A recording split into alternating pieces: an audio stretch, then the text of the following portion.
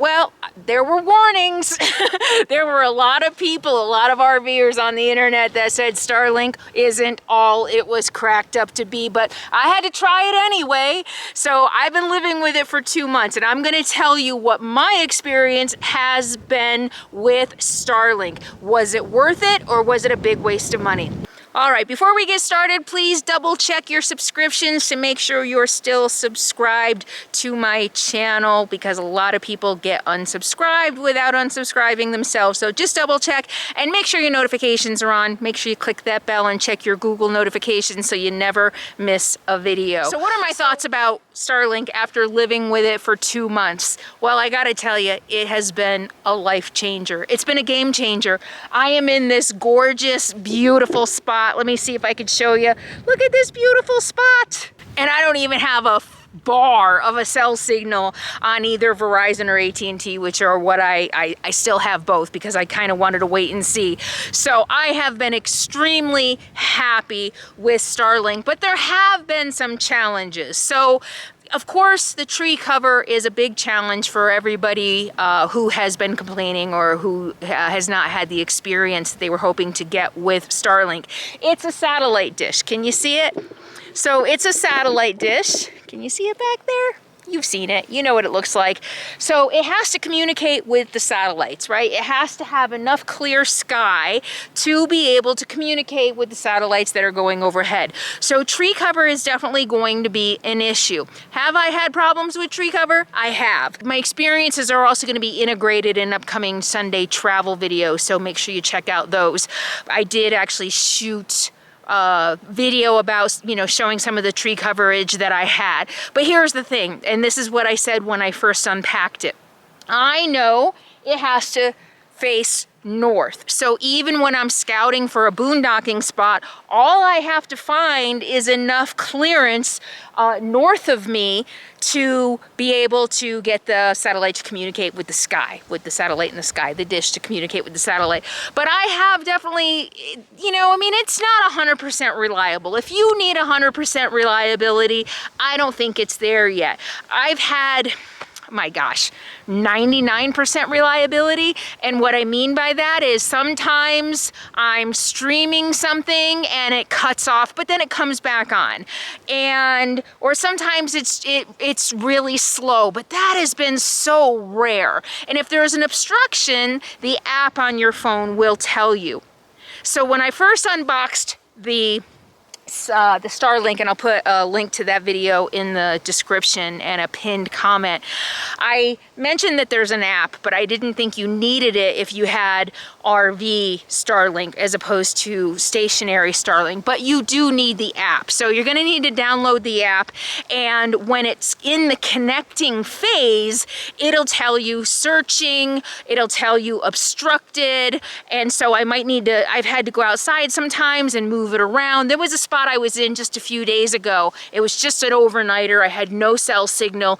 That's the other thing. Well, we'll get to that in a minute. So it was an overnighter and I had no cell signal, but I had to get some work done. So I had to unbox it and unpack it and put it out. And I was on the side of a pretty busy forest road. I had to put it out really close to the road. I was afraid it was gonna get run over. That's, I've had cows trample it, because there's a lot of cows in Colorado. So I've literally come out a couple times and it was knocked over because the cows passed through. So I put a table around it to prevent that from happening. So, sometimes having to move it around to find open sky, and the open sky window that I had was not very big, but I was able to make it work for whatever I needed to do that night. Uploading videos is very inconsistent. Sometimes I get super fast 5 whatever Mbps, whatever speeds, and sometimes 1. I was trying to load a video the other night. It was a 20-minute video.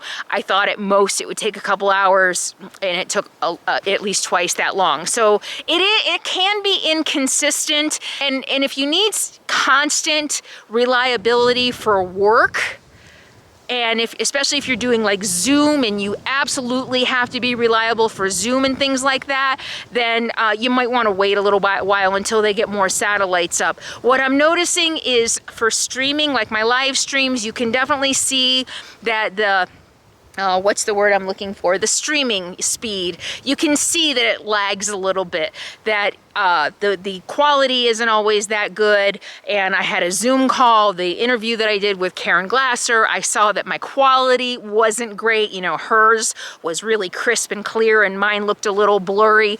So for uploading, you know, that is the uploading, whether you're uploading videos or uploading, you know, a stream via Zoom or whatever, that is not the greatest quality. Of course, I don't know if that can improve. I mean, it's going to a satellite pretty far away, you know, as opposed to a cell signal and a mobile hotspot, which is going just to a tower. I mean, we're talking thousands of miles. I don't think it's millions. We're talking thousands of miles difference. Is it latency? That might be the word for it. You know, between having to send a signal and then get the signal back, going to a cell tower versus a satellite, there's going to be some lag there. And I'm noticing especially in the upload, like I said, with uploading videos and Zoom calls. I've had a couple Zoom calls. You can use that to make phone calls as well. You just have to make sure on your cell phone is switched to Wi-Fi calling. On my Android, I actually have to turn that on or it doesn't work. So when I'm hooked up to Wi-Fi on my Android, bypassing, you know, my mobile data, Wi-Fi is on, but the first time I tried to make a phone call, I actually had to switch over to Wi-Fi calling. And that can be the calling again, because you're going that way. Coming this way, downloading information has been pretty fine. Like I said, couple issues with dropping off and then instantly reconnecting, or slowing down a video or stuff like that. Going the other way though, like phone calls, my voice going out is where things get slow, things get dropped. I have had issues with dropped calls and things like that.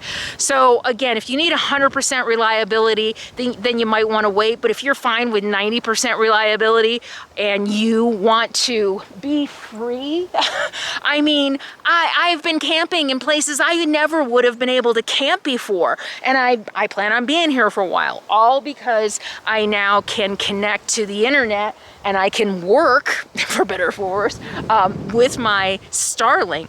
So yeah, for me, absolutely, positively, this is the RV life I always dreamed of. And I remember when I was first researching RV life, I was looking for satellite options for internet, and boy, they were expensive and clunky and slow, very slow. So it's really come a long ways just in 6 years, and I think it's just going to keep getting better, right? Because it's still fairly new technology. The other thing on the app that you need to know, so there's a couple things on the app that are very helpful. There is a speed test.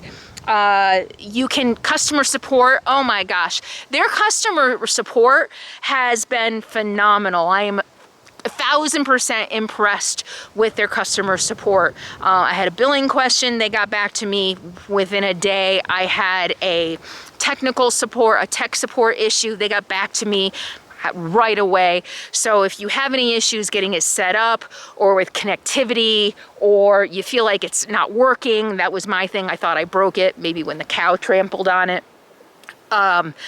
They were really, really, really quick to respond. So very happy with their customer service. The other thing on the app that's really important is under settings, I think it is, there's an option to stow it. So when I'm getting ready to move, I just go to my app, I click stow.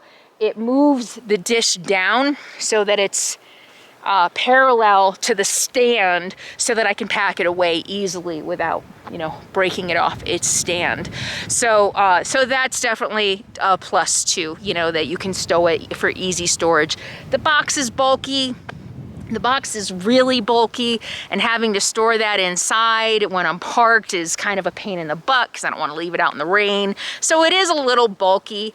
The power draw is, I know Bob Wells did a video about exactly how much of a power draw it is, but I do have some power sources. I've got some sponsorships of power sources coming up, so I'll talk more about that when I do those videos. So I do have external batteries now to supplement my house battery for running it at night.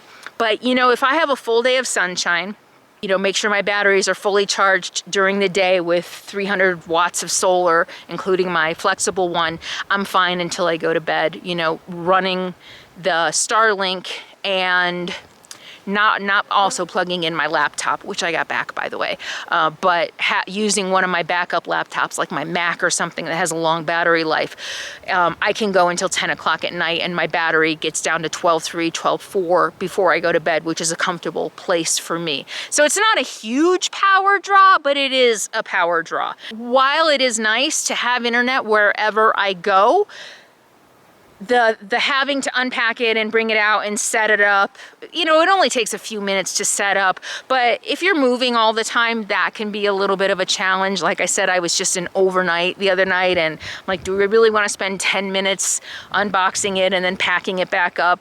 But and I am not attaching it to my roof because like I said in a recent video, I hit shit. I run into things. I drive in the forest. I'm not going to 5-star RV resorts and parking on concrete slabs where all the trees are trimmed and groomed so you don't run into them overhead. I run into shit. I just tore off my, it's not working anymore, my black tank fan thing. So overall, oh my gosh, it's changed my life. It has changed my RV life, and I am very, very, very happy with it. So if you want to see some bloopers of this video, I'll put a little teaser at the end. But if you want to see more bloopers, you can always join Patreon. I share a lot of bloopers, a lot of real-time and behind-the-scenes content with patrons. You can also join this channel by clicking the join below, and you get a cute little icon next to your name, and you get more comments answered and more behind the scenes content like patrons. So, all right, I hope you found that helpful.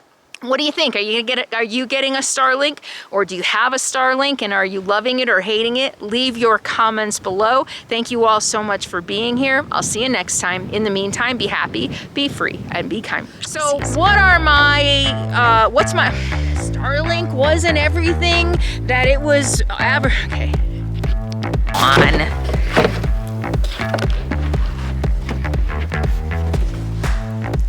Well, they warned me. Everybody said Starlink isn't quite... What the fuck, really?